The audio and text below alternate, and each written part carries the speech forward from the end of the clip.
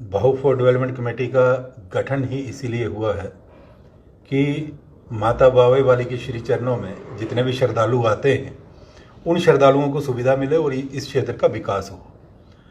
1997 से निरंतर हम कार्यरत हैं और लगे हुए हैं कि यहाँ का विकास हो। 1997 से लेकर आज तक आप अगर देखेंगे एक बहुत बड़ा बदल आया है।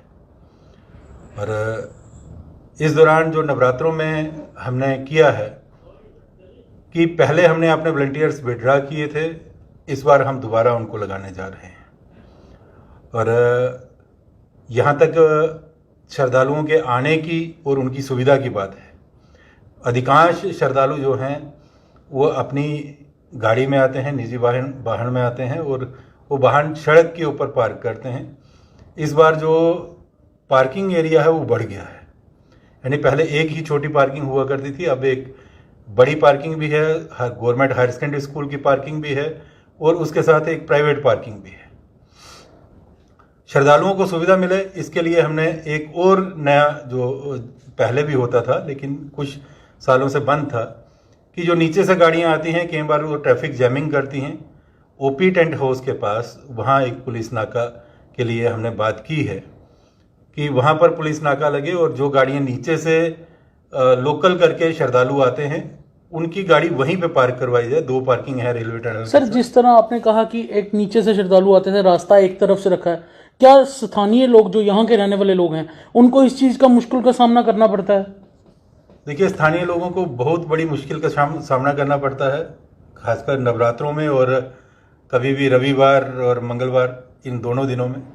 क्योंकि गाड़ी जब आती है, मेट्रो आती है, अधिकांश लोग तो निजी वाहन तो सबके पास है नहीं, तो इसलिए जब भी गाड़ी आती है तो वो मेट्रो है, जो यातायात का साधन है मेट्रो है। मेट्रो में लोग आते हैं, मेट्रो आके बावे वाले मंदिर में रुकती है। जब वो वहाँ पर रुकती है तो उसके नीचे जो गोरखनगर तक के लोग हैं उनको एक बहुत बड़ी समस्या का सामना करना पड़ता है। और समस्या सिर्फ जो सवारियाँ हैं उनको, खासकर अगर देखा जाए, कोई बुजुर्ग है, बीमार है, महिलाएं हैं, जो स्कूल जाने वाले बच्चे हैं, उन सबको इस मुश्किल का सामना करना पड़ता है। और इस मुश्किल का सामना ना करना पड़े इसके लिए हमने कहा है कि गाड़ी जो है अगर आप एक रूट पे भी चलाते हो तो लेकिन वो सीधी वहाँ रुके ना, वो सीधी नीचे जाए ताकि जो लोकल सवारियाँ हैं वो भी उतर सकें। सर, जिस तरह अभी हमारी टीम ने देखा कि अंधेरे के समय श्रद्धालु जो हैं रात को आ जाते हैं, और अभी अंधेरे के समय जैसे देखते हैं हम, हाईवे से जो रास्ता नीचे की तरफ आ रहा है जहाँ से 1 वे ट्रैफिक होता है नवरात्रों के दौरान, उस रास्ते में सर, विजुअल्स में अभी हम दिखाएंगे, उस रास्ते में तो सर कोई लाइट का वो प्रबंध नहीं है। आपका कोई इसमें लेके किसी विभाग के साथ, किसी एडमिनिस्ट्रेशन के साथ कोई इसकी तैयारी को लेके मीटिंग होती है? आज जिला प्रशासन की विभिन्न विभागों को लेकर एक बैठक थी। उस बैठक में हमने ये मुद्दा उठाया था कि स्मार्ट सिटी द्वारा लगाई गई जितनी भी लाइट्स हैं वो सारी डिफंक्ट पड़ी हुई हैं, इस वक्त चल नहीं रही है। पिछले नवरात्रों में भी हमने ये बात उनके संज्ञान में लाई थी तो लाइटें चलाई, लेकिन इस वक्त नाले का काम जो चल रहा है, नई कंस्ट्रक्शन चल रही है, उसके कारण बहुत सी तारें मुझे लगता है टूट गई होंगी, लेकिन इनको नवरात्रों से पहले रिपेयर करना जरूरी है ताकि श्रद्धालुओं को कोई दिक्कत ना आए। बहुत से श्रद्धालु ऐसे होते हैं कि जो ट्रैक्टर ट्राली में आते हैं या निजी मेट्रो में आते हैं किसी और रूट की, उनको यहाँ अनुमति नहीं होती बावे आने की, वो बाईपास में खड़े रहते हैं। वहाँ से फिर महिलाएं और बच्चे अधिकांश, उनको पैदल मंदिर तक आना है। तो ऐसे में अंधेरा है, साथ सटा हुआ जंगल है, इसमें किसी भी प्रकार की कोई हानि हो सकती है। इसलिए हमने कहा है कि नवरात्रों से पूर्व जितनी भी स्ट्रीट लाइट्स बंद पड़ी हैं उनको तुरंत वो ठीक किया जाए ताकि किसी भी आने जाने वाले व्यक्ति को कोई दिक्कत ना हो।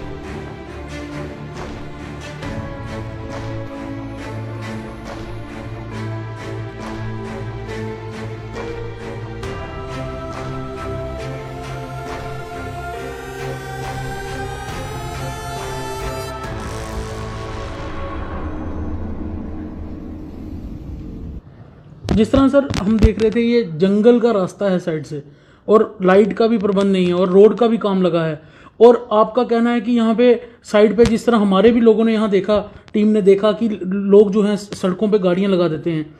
आप इसमें क्या चाहते हैं ट्रैफिक विभाग से कि ट्रैफिक विभाग जैसे ऑनलाइन चलानिंग का आजकल दौर चला है, तो क्या ट्रैफिक विभाग इसमें ऑनलाइन चलानिंग करके लोगों को वो करे या कुछ अपने लोग लगा के लोगों को गाइड करे कि पार्किंग के लिए, या आप हमारे चैनल के माध्यम से किस तरह का मैसेज लोगों को देना चाहते हैं? देखिए, एक तो ट्रैफिक विभाग के जो लोग हैं वो राउंड द क्लॉक चले। वॉलंटियर ऑर्गेनाइजेशन बहुत सी यहाँ पर आई होती हैं।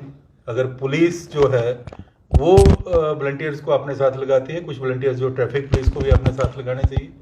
और पुलिस भी जो है वो रात को जैसे 2 बजे से लोग आना शुरू हो जाते हैं कि मेरी नंबर पहले आ जाए और मैं पहले दर्शन कर पाऊँ, तो गाड़ियाँ सड़क में पार्क हो जाती हैं, जिसके कारण यहाँ पर बहुत असुविधा होती है आने वाले श्रद्धालुओं को।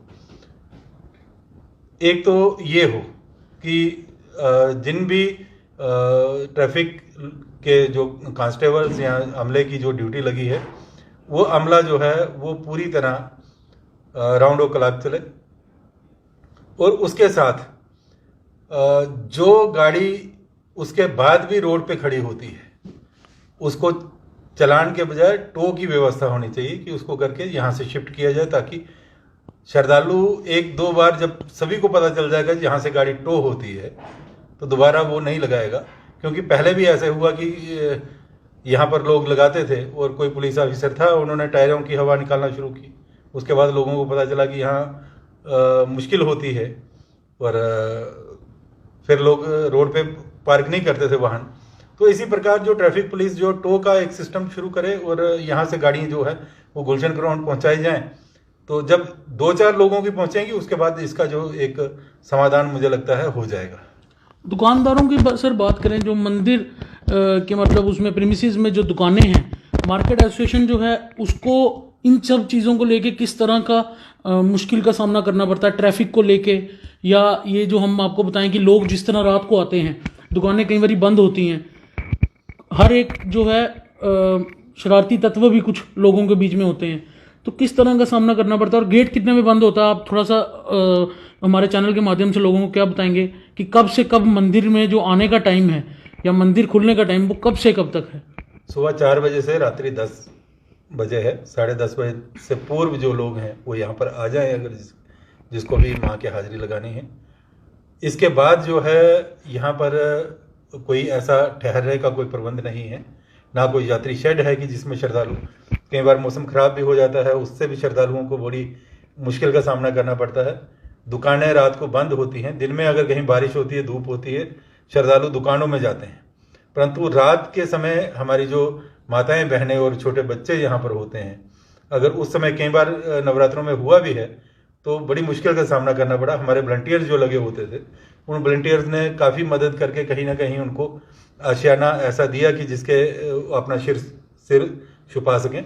परंतु फिर भी हमारा प्रयास जो रहेगा कि सरकार से ऐसी सुविधाएं, अभी एक रेडी जोन भी बना है, उसके अंदर भी काफ़ी लोगों के खड़े होने की जगह हो जाएगी, परंतु उतने लोग नहीं आ सकते।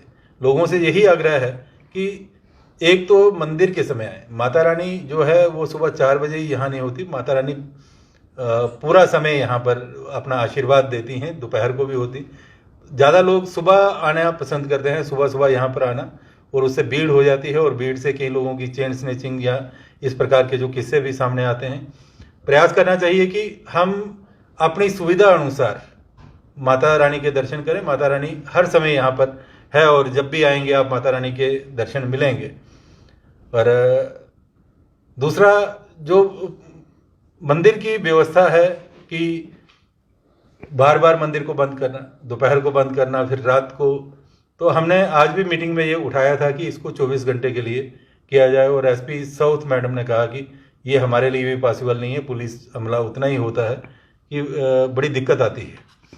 तो अगर ये नवरात्रों में मुझे लगता है कि अगर 24 घंटों के लिए खोला जाए, बीच में जो आरती का समय है, सफाई का समय है, वो रखा जाए, तो उससे जो है जो भीड़ इतनी बढ़ जाती है नवरात्रों के दौरान, उस भीड़ में एक वो आएगा, अंकुश लगेगा।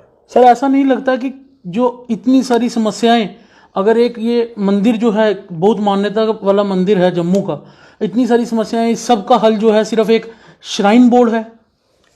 बिल्कुल, श्राइन बोर्ड के लिए हम 1997 से लगातार प्रयासरत हैं और हमने बहुत बार इसके लिए धरने भी दिए, प्रदर्शन भी किए और इसका ज्ञापन जो माननीय NN बोरा जी जो उस समय के राज्यपाल थे उनको सौंपा हुआ है। 2017 में जो एक बिल भी बना, श्राइन एक्ट बना, उस बिल के बाद पूरी वेरिफिकेशन भी हुई। अब डायरेक्टर टूरिज्म और DC जम्मू को फिर पूछा गया कि क्या आप इसको टेक ओवर करने के लिए तैयार हैं? इन्होंने जवाब दिया। 2 साल बाद फिर वही क्वेश्चन दोबारा कि आप टेक ओवर करने के लिए तैयार हैं। यानी इसमें कहीं पुजारियों की और प्रशासन की मिलीभगत लगती है कि जो इसमें विलंब हो रहा है। नहीं तो जिस प्रकार पहले इन्होंने कंसेंट दे दी, DC जम्मू ने दे दी, डायरेक्टर टूरिज्म ने दे दी, डिवकाम जम्मू ने दे दी, तीनों एजेंसी जो हैं इसको तैयार हैं इस को टेक ओवर करने के लिए, तो उसके बाद फिर विलंब क्यों? बार बार वही क्वेश्चन क्यों पूछा जाता है? अब भी उस क्वेश्चन का जवाब गया है कि हम लोग तैयार हैं। तो इसके बाद भी अगर विलंब होता है तो इसका मायने है कि पुजारियों के बीच और प्रदेश प्रशासन के बीच मिलीभगत है, जिसके कारण ये सारी चीजें जो हैं इसको रोका जा रहा है। सर, आज तो ई फाइलिंग का दौर चल पड़ा है, डिजिटल इंडिया का दौर चल पड़ा है। कोई भी चीज़ है ई फाइलिंग के ऊपर चल पड़ी है और उसके ऊपर टाइम बाउंड जो है वो सरकार ने, एडमिनिस्ट्रेशन ने बांधा है। क्या इस फाइल को आपने परस्यू कब तक किया? जिस तरह आपने कहा हम 1997 से लगे हैं, तो आज आपने इसको परस्यू कहाँ तक कर रखा है? देखिए, ई फाइलिंग जो है वो आई वॉश है। मैं सीधी तौर पे कहूँगा कि ई फाइलिंग आई वॉश है। महीनों तक कमिश्नर सेक्रेटरी जो उनके डेस्क पे ऊपर वो फाइल आती है, ई फाइल आती है, उस फाइल को देखा नहीं जाता। अगर आप ये कहें कि ई फाइलिंग जो है वो तुरंत एक कार्रवाई, देश के यशस्वी प्रधानमंत्री नरेंद्र मोदी जी ने तो कहा था कि पेपरलेस वर्क हो और स्पीडी वर्क हो, इसलिए ई फाइलिंग का ये सिस्टम शुरू हुआ, थ्रू आउट इंडिया शुरू हुआ। परंतु जम्मू कश्मीर का जो ट्रेंड है वो आज भी वही है। यहाँ पर ई फाइलिंग के ऊपर तुरंत कार्रवाई नहीं होती। ये आप देखिए कि ये जो जवाब है 1 साल बाद 2022 में ये सवाल पूछा गया डिवकाम जम्मू के माध्यम से DC जम्मू और डायरेक्टरेट को, तो आज 1 साल बाद उसका जवाब जा रहा है कि हम इसको टेक ओवर करने के लिए तैयार हैं। तो फिर ऐसी ई फाइलिंग जो है उसका कौन संज्ञान लेगा? ये जवाब सर कब गया और कहाँ, कौन से ऑफिस से गया? डिवकाम ऑफिस से गया। डायरेक्टर टूरिज्म और DC जम्मू ने जो है वो दोनों ने लिखा था। अगर आप कहें तो मैं मोबाइल में आपको दिखा भी सकता हूँ ये। वो कोई बात नहीं, हम तो इस प्रकार की जो बातें हो रही हैं, तो इससे लगता है कि ये एक विलंब करने का जो एक षड्यंत्र है, इस षड्यंत्र के पीछे देखेंगे क्या राज है। अंत में सर ये पूछना चाहेंगे, जो आपके वॉलंटियर्स हैं उनका किसके साथ क्या क्या काम रहता है, किसको सहयोग करते हैं, कैसे करते हैं? देखो, हमारे वॉलंटियर्स जो हैं वो श्रद्धालुओं की सेवा में सदैव तत्पर रहते हैं। जैसे अभी ग्रीष्म काल के नवरात्रे हैं, इस नवरात्रों के दौरान श्रद्धालुओं को पानी पिलाना, क्योंकि व्रत रखे हुए माताएं बहनें यहाँ पर आती हैं, जो भी श्रद्धालु आते हैं वो लाइन में लगे हैं काफ़ी देर से, वो प्यास भी लगी, और उनके प्यास ये होता है कि हम अगर लाइन छोड़ के पानी पीने जाएंगे तो हमारी जगह कोई और आ जाएगा। तो हमारे वॉलंटियर्स पानी शानी पिलाने का काम भी करते हैं, पुलिस के साथ कंधे से कंधा मिला के काम करते हैं। कई बार कोई ऐसी विस्फोटक सामग्री जो है हमारे वॉलंटियर्स ने पकड़ी भी है, क्योंकि सर्चिंग का काम भी जो वॉलंटियर्स ही करते हैं। तो इस तरह से वॉलंटियर जो राउंड ओ क्लॉक हमारे वॉलंटियर्स वहाँ, अगर कोई और अमला आपको मिले या ना मिले, हमारा वॉलंटियर जो है वो 24 घंटे आपको वहाँ अपने नाके के ऊपर, यहाँ उसको एक सेवा दी होगी, उस सेवा के लिए वो खड़ा होगा। धन्यवाद। धन्यवाद।